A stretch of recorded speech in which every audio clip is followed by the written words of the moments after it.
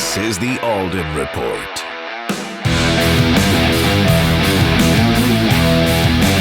Hey, it's Mike Alden. I hope you're enjoying the Alden Report as much as I am. I love bringing to you new and exciting people that add value to your life. I'm also super excited to announce my latest book, Bestseller Secrets. Listen, if you're an author, maybe you're thinking about writing a book, maybe you've already written a book, maybe you're an entrepreneur and you want to continue to grow your brand, maybe you're an entrepreneur and you want to bring in more leads, maybe you're a stay-at-home mom and you wrote a cookbook or a children's book, maybe you wrote a fantasy book, a self-help book, a tell-all book, a novel. It doesn't really matter. In my latest book, Bestseller Secrets, I give you all the information that I've literally spent millions of dollars trying to figure this thing out, and I'm going to give it to you absolutely free with my book, Bestseller Secrets. Go to bestsellersecretsbook.com. Again, it's bestsellersecretsbook.com. I give you all the information that I've spent literally millions of dollars trying to figure this whole world out. My books have gone on to do amazing things. I'm a 3-time Wall Street Journal, USA Today bestselling author.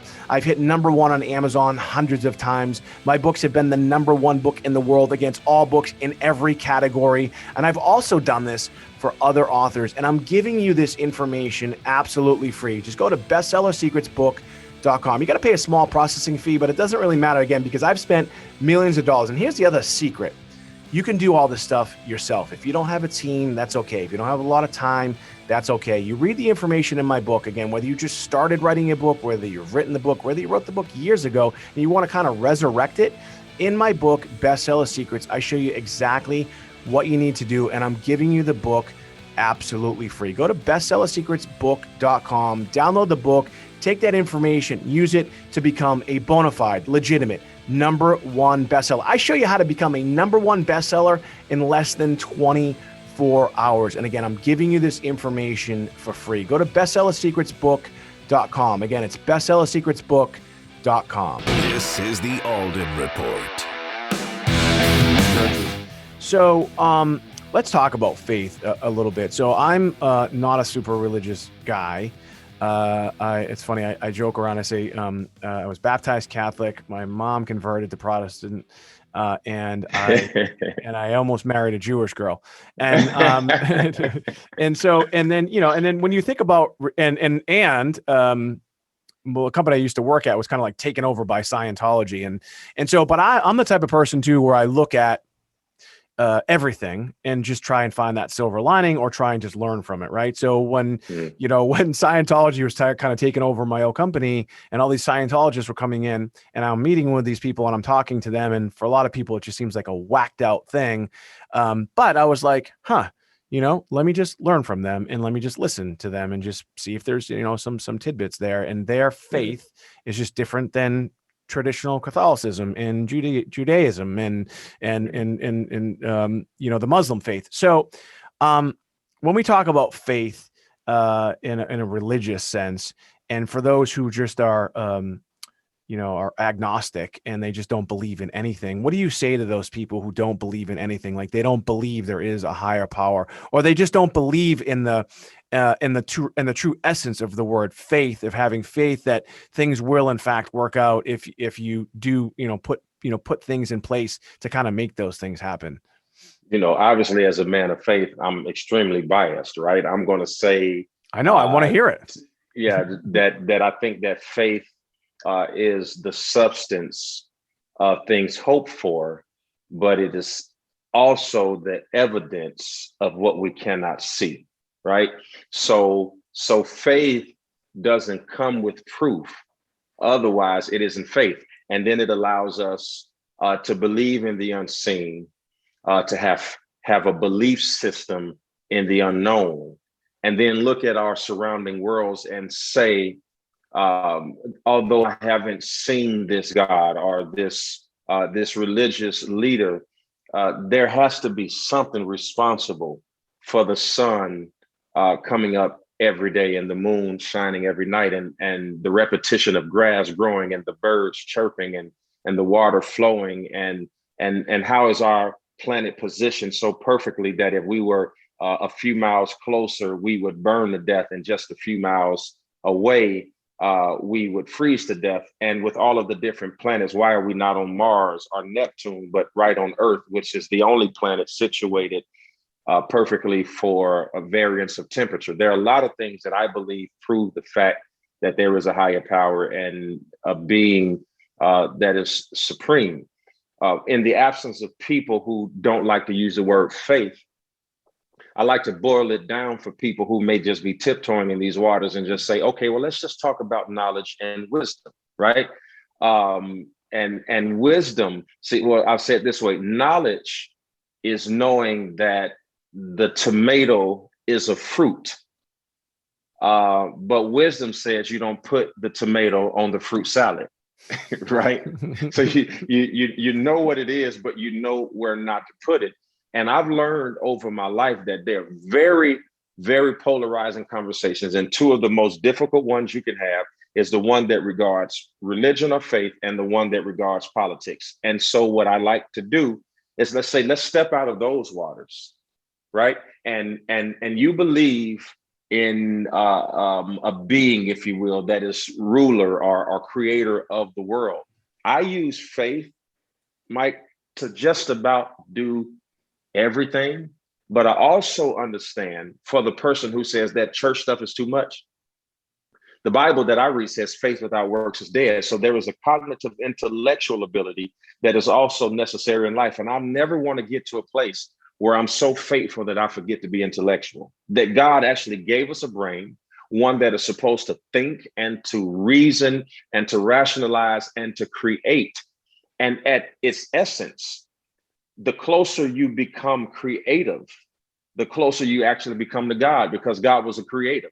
He said, let there be light, and there was light. He created the heavens and the earth. He created the waters. He created people. He created animals, and then gave a subordinate called human the ability to manage what he did not create. God gives us the ability to manage an earth that we didn't even help to create. So the more creative we are, I think the more, and this is going to sound crazy because it may not come from most preachers, but the more creative we become, the more like God we become, the more we use our voices to speak things into existence and to create things with our words. You can create income with your words. You can create a following. My entire YouTube channel is nothing more than creative thought and mind and spoken word. And this is how the God of the universe created the earth. So the more you get into that, the more like God you are. This mysticism is what we have to deal with, because most people think that when you are talking about faith, you have to talk about speaking in tongues and worshiping and shouting and dancing. And those are just, listen, those are just expressions of faith.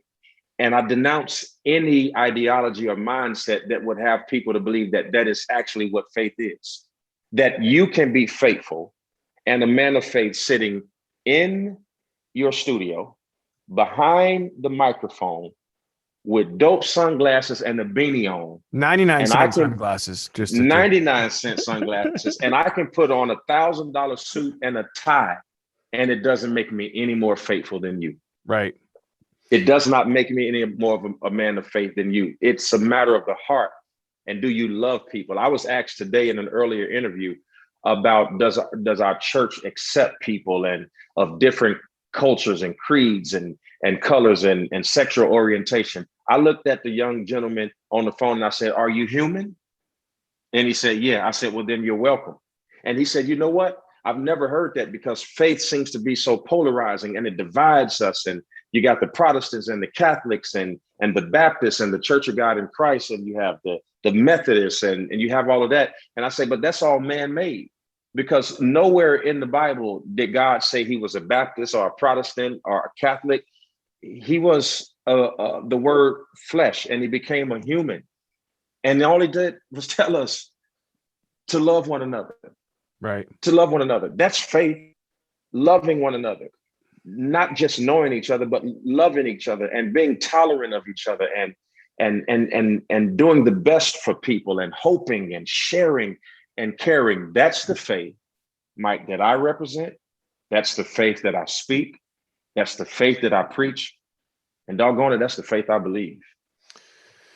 Man, that's so, it's just such powerful stuff. And I, I could end it there, but I don't want to, because I want to maybe get, a little controversial. I think maybe, I don't know if it's controversial, but, you'd said that the two polarizing things, everyone says, well, you never want to bring up religion and you never want to bring up politics at like dinner with new people. Right.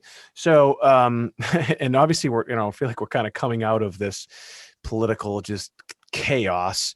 But so why is it though? And I don't know that you have the answer, but I just like to ask you is why is it though that, when you look at world history and there are just, millions of people have been murdered and destroyed because of their belief system and this other belief system that they felt as though was better than the other belief system. Right. So why is it though, as human beings, that we have to, or we're so stuck on our faith is better than someone else's faith? Like what's the psychological thing going on there? Like why? I see, I'm the type of person like kind of like, obviously, I'd love to go to your church one day if I can get on a plane but like, why is it that people are like that? It's such a, I don't know, man. I think it's the biggest thing that is really kind of hurting humanity. We just can't, like, I know I'm kind of rambling, but this whole thing too, like about masks, no masks, right? About vaccination versus no vaccination. Okay, look, you don't believe in the vaccination, fine. Doesn't really bother me. You don't want to wear a mask. Okay, fine. I'm not going to freak out and hate you. I have a friend, I voted for Biden, right? And I have a friend who is just a total nut Trump guy, right? But he's a good friend, and we have conversations, and we even debate a little bit about politics. And I have other friends too that we talk about religion, and I kind of debate with them, but I don't hate them, and I don't get mad at them, and I don't want to just take to the streets, and I don't want to burn buildings down. Like, why can't we just get along, Pastor? Like, why? Yeah, I get that question a lot, and I really believe this, man. I want the answer. Like, I want the answer right now. I'm gonna give you an answer. This is my truth. This is my truth. While everybody is having a faith discussion behind the principle of actually being spiritual at heart and nature, the truth is America and many other nations, if not all nations, like, we're way judgmental. Way more judgmental than we are spiritual. People just love to judge, and people just love to be right. They love to be right, and people are less tolerant than they've ever been before. I live in Texas. Our governor just said that you don't have to wear a mask anymore, and that by March 10th, all businesses are able to be occupied at 100%. Okay. Now, I've sat at the bedsides of people who've had loved ones that have died of COVID, and they couldn't go into the hospital and see their loved one die because of COVID protocol. Right. Okay. And I am not this guy who argues publicly about whether you should be vaccinated or should not, or whether you should wear masks or you should not. I follow what I believe helps the greater good of humanity. My mother taught me this. She said, and I use this as a principle for everything. She says, I'd rather have God and not need him than to need him and not have him. Now, let me give you the back end. I think that's one of the most powerful things she ever taught me. She said, say, for instance, if I believe in God and he's not real, say, for instance, it was all a hoax, that it wasn't a real thing. She said, then if he's not real, I'll die and I'll be in the ground and nothing will happen. But what if he is real? What if he is real? So if he isn't real, what do I lose if I choose to believe? But if he is real and I choose not to believe, I lose everything. I applied that to the mask. Okay, you say there is no virus? Fine, there is no virus. But if there is one, then how is wearing the mask harmful? You see what I mean by that? Oh, listen, So we're on this, we're on the same thought process there, 100%. Yeah. yeah. I So always say about the mask, I say, my response is, I say, what if you're wrong? what if you're wrong? What if you're wrong? If you're wrong, Right. then I'm right. But if you're right, then I still did nothing wrong. Because wearing a mask will not harm you in any way. And barring you have any kind of clinical illness, you wearing one will not harm me. But on the merits of it, the discussion that I'm having is that my position has always come from what does the most good for the person outside of me. So wearing a mask helps the person outside of me, no matter what a person thinks. We are such a divided country, and we pretend like we're a Christian nation, and we say that we go by the scripture and all those kinds of things. And Mike, what you have to understand, and I know you do, and I say this to the listeners, the younger generation looks at what is happening in America right now, and they're disgusted. There's a guy named Dr. Antipas Harris that wrote a book called Is Christianity the White Man's Religion? He interviews a group of millennials, and they said, and this is the answer to the question, they said, it isn't God that I have a problem with. My real problem is with the people that say they represent him. Yeah. The faith is taking a hit, not because of God, but because of people. Because we can't seem to get along. We can't seem to forgive each other. We can't seem to love each other. We can't seem to understand that you being blue and me being red doesn't mean we're enemies. And you being Democrat and you being Republican doesn't mean that we can't get along. And I know a lot of people do get that differentiation. We have these discourse and disagreements, not because of the majority of people, but because a small minority of people who have banded together and have made their voice louder than the majority of people who really do just want to get along. Yeah, man, it's just like, I just love, this discussion, and I know that you obviously want that, and a lot of people want that, but it is just really scary, that I just don't understand why. Look, man, I'm a kid from the streets, right? I beat people up. I've been beat up. We just fought, and I guess then maybe I hated them. I don't know, but I guess I'm in a different place in life, and I just, we didn't, get into like race relations. It drives me crazy, man. Like, I just don't understand why people have to be so divided. Maybe also because it's just the way I've trained as a lawyer to kind of see both sides. I don't necessarily have to agree. I didn't have to agree with anything you just said, but doesn't, you know what I mean? That's okay. You know what I mean? It's okay to not agree with each other. That's the thing. It's just like, people get so bananas and so crazy about things, and religion. And a lot of the stuff always seems to be like rooted in religion. Like when you think about, again, this you probably didn't know we were going to go. I didn't know we were going to go down this road. I told you when we first started. I just go based off the conversation. But when you hear about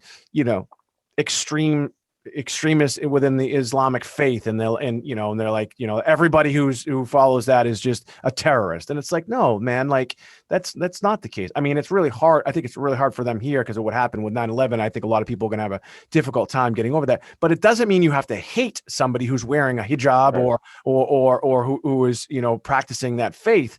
Okay, so see, let me say this, Mike. See, that's interesting because we have selective amnesia. Because you could have an individual who's hated because they share similarities with the religion that is responsible for causing one of the most bloodiest and deadliest days in America. And we should never forget. We should always honor our veterans. We should always honor our first responders. We should always honor the people who responded on that day. And that day should remain sacred because of the 3,000 plus lives that we lost that day. Right. And we will write off a whole religion because there were 17 people who associated with that religion, and Al Qaeda and all of these extreme terrorist groups who will tout their religion as the reason why they did what they did. But then those same people won't look back 400 years and realize that it was Christians that used the Bible to enslave African Americans. Right. And that we won't write off the whole Christian religion and say, nope, we won't ever deal with Christians again because they were inhumane and created 4 centuries of atrocities for a group of people, and of which I happen to be a part of, and that group of people was considered to be a third human and all of those things. So we have selective amnesia when we decide who we're going to be upset with, because all anger is always directed towards the person outside of the group. And so when we have these infighting and this anger that's going on in America, it's also symptomatic of what happens in relationship. Why do 2 people get a divorce? Because they couldn't agree on the merit of some sort of discussion or some ideology. Do we discipline the kids or not? Do we save money or do we not? And the person who refuses to be right and the person who refuses to be wrong is right. So it's a behavior that is reflective of entitlement. And we are a people that, because America is so great, we've become entitled to certain expectations. And we're always right on the world stage, and we're always supreme on the world stage, and we always are more moral on the world stage. And that isn't always true about us as a collective group of people. So I say that being more tolerant and more loving and more understanding is the answer to all the woes that you and I are discussing, and having conversations like this out loud so that people can observe those and understand that there are other ways to solve conflict other than arguments and fighting and war and name calling and all of that stuff. We could just, as Rodney King said it, can't we all just get along? That's just my perspective. Yeah, that, again, I could end it there, but I do. So we've been on with Pastor Keion Henderson. He is the CEO and founder of the Lighthouse Church. He's also the author of The Shift: Courageously Moving from Season to Season. And we actually didn't meet, but we were connected through Clubhouse, and I just saw what he was doing. I Googled him, he Googled me, we'd do a little bit of research on each other. And he decided to come on here and really just, share with us a lot of different things. And I'm just really, honored to have you here, and we could probably talk for hours and hours and hours, but I'd like to just shift real quick and ask you, because as an author and myself and someone who actually helps other authors marketing their books, I like to talk to other authors and kind of end the segment about what they've done, to really just, to sell a bunch of books and to market the books. I think I kind of probably know the answer. You have a built-in audience. The Lighthouse Church is as a massive following, but you could share with the viewers and listeners who are authors, or maybe who are thinking about writing a book, about what you did to really kind of get your book out there, other than the fact that it's just the content's great. But were there some things that you did, to really kind of get your book out there? Absolutely. I did do some things on purpose. And I would say to anybody who has an audience, if you think that you're going to sell a lot of books because you have an audience, you're going to fail, because only 20% of the people we found that are already with you will patronize your next project. So you're going to have 80% of the people who follow you who won't read the book because they already think they know everything you have to say about every subject. So when you release a book, you have to simultaneously be expanding your audience, because it's the new people who will be intrigued by what you have to say next. So we were expanding our audience while we were releasing the book, going into markets that we would not normally go in, and have conversations with people who we would not normally have conversations with, because it is the new voice or the squeaky wheel that gets the oil. So don't depend on your audience to help you sell books, no more than you should depend on your family to help your business succeed, because they're going to ask you for free services. So you have to expand your audience at the same time. That's number one. Number two, you have to talk about the book long after you're comfortable, because you think that everybody knows about the book because you said it in the first 6 weeks. And sometimes it takes a long time for somebody to hear your original message. So you have to be repetitive. You have to say things over and over again. And we can say whatever we want about the former president. One of the things that I learned about him is that there's a story told about him that when he built one of his buildings or was involved in one of the building processes, it's said that he had a meeting with a one-page agenda. And they repeated that one-page agenda. And I don't know if I have the numbers right, hundreds of times. They had meeting after meeting after meeting, and they repeated the same thing hundreds of times. The first time he spoke the one sheet to them, the next 50 times they went over it together. And then the last 50 times they had to say it to him. And he knew they had it when they could regurgitate what he had fed them.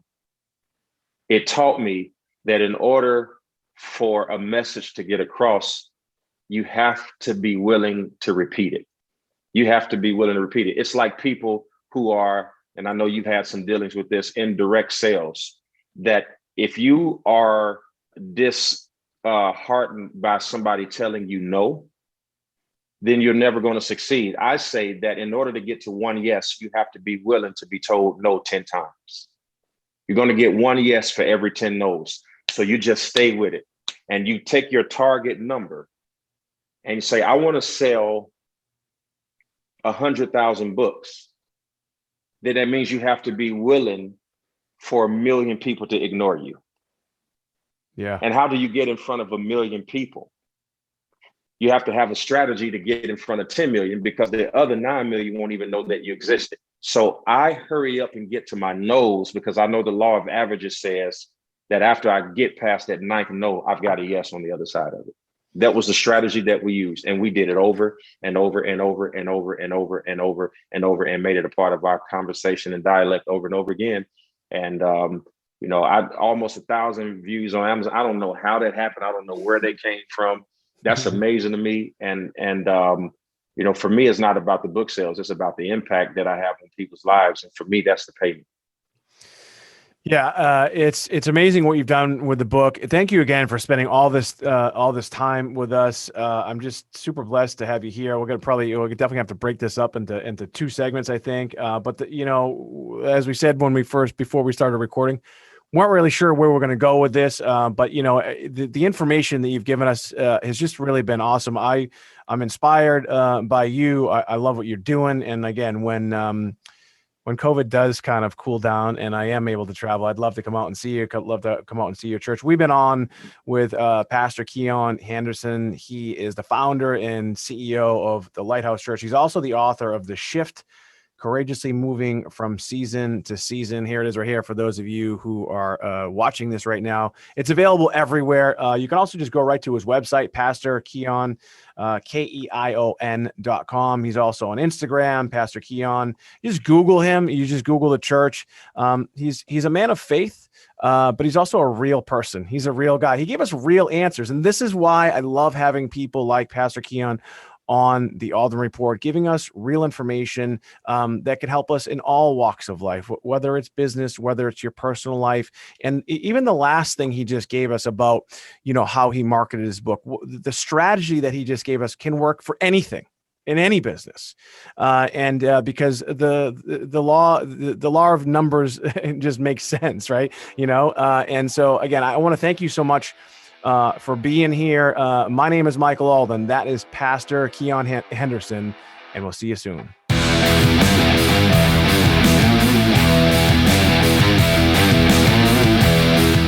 Hey, it's Mike Alden. I hope you're enjoying the Alden Report as much as I am. I love bringing to you new and exciting people that add value to your life. I'm also super excited to announce my latest book, Bestseller Secrets. Listen, if you're an author, maybe you're thinking about writing a book, maybe you've already written a book, maybe you're an entrepreneur and you want to continue to grow your brand, maybe you're an entrepreneur and you want to bring in more leads, maybe you're a stay-at-home mom and you wrote a cookbook or a children's book, maybe you wrote a fantasy book, a self-help book, a tell-all book, a novel. It doesn't really matter. In my latest book, Bestseller Secrets, I give you all the information that I've literally spent millions of dollars trying to figure this thing out, and I'm going to give it to you absolutely free with my book, Bestseller Secrets. Go to bestsellersecretsbook.com. Again, it's bestsellersecretsbook.com. I give you all the information that I've spent literally millions of dollars trying to figure this whole world out. My books have gone on to do amazing things. I'm a 3-time Wall Street Journal, USA Today bestselling author.